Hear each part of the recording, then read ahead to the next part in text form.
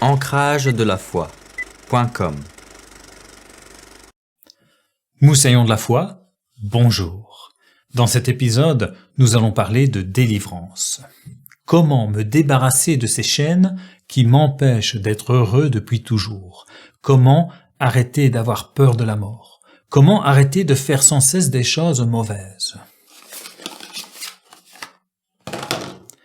Certains disent que la vérité est relative, que chacun peut avoir sa propre vérité. Pourtant, il y a des faits avérés et réels pour tout le monde, sans exception. Par exemple, tous les hommes sont pécheurs, et ils ont la conscience profonde du mal. Ou encore, tous les hommes meurent un jour. La Bible dit la vérité. Lisons en Romains, chapitre 3, verset 23. Là, il est écrit « Car tous ont péché, tous ont péché ». Un autre passage dans l'Épître aux Hébreux, au chapitre 9, Hébreux 9, verset 27. Il est réservé aux hommes de mourir une fois, et après cela, le jugement. La Bible dit aussi qu'il n'est pas possible à l'homme d'échapper au jugement et de gagner le ciel par ses propres efforts. Nous trouvons cette vérité en Éphésiens, chapitre 2. Tournons-nous vers Éphésiens, chapitre 2, versets 8 et 9.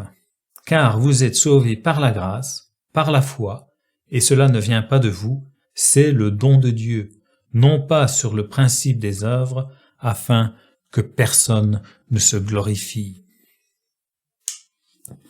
Aussi longtemps que tu as peur, que tu n'as pas de réponse à tes doutes intérieurs, ou que tu n'acceptes pas la vérité qui vient de Dieu, tu restes comme enchaîné, sans solution. La Bible dit que le seul moyen d'échapper au jugement éternel et d'être délivré, c'est de croire en Jésus-Christ. Lisons-le en Jean, chapitre 3, verset 16. Jean 3, 16. « Car Dieu a tant aimé le monde, qu'il a donné son Fils unique, afin que quiconque croit en lui ne périsse pas, mais qu'il ait la vie éternelle. » Jésus-Christ, le Fils de Dieu, est mort sur la croix pour libérer des tourments éternels quiconque se repent de ses péchés et croit en lui. Jésus-Christ est le seul qui puisse te délivrer totalement. Lisons-le en Hébreux, chapitre 2, et au verset 15. Jésus-Christ, afin qu'il délivrât tous ceux qui, par la crainte de la mort, étaient pendant toute leur vie assujettis à l'esclavage. C'est facile à comprendre, c'est gratuit, c'est efficace. C'est ce qu'on appelle l'évangile, la bonne nouvelle de la grâce de Dieu. Tu dois arriver à la connaissance de la vérité, accepter la vérité et la simplicité de l'évangile pour que tu sois délivré des chaînes du péché. Lisons dans l'évangile selon Jean, au chapitre 8 et au verset 32.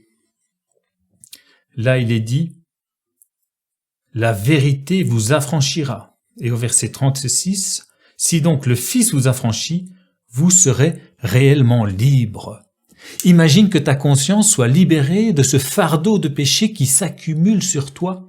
Imagine que ton âme soit libérée de cette crainte de rencontrer Dieu après la mort. Imagine être enfin en paix avec Dieu dans ton cœur. Quel soulagement, quelle délivrance. En plus, la foi en Jésus-Christ te libère aussi de la dictature du péché dans ta vie sur la terre. Maintenant que tu crois en Jésus-Christ pour ton sauveur personnel, il devient aussi ton Seigneur, celui que tu sers et que tu suis. Ainsi, tu te rends utile au lieu de continuer à vivre dans le péché. Tu n'es plus enchaîné au péché, tu n'es plus obligé de suivre cette première nature intérieure qui te pousse à répéter les mêmes erreurs encore et encore, qui te font tourner en rond comme un prisonnier dans une cellule de prison sans issue, qui te détruisent, qui te rendent malheureux.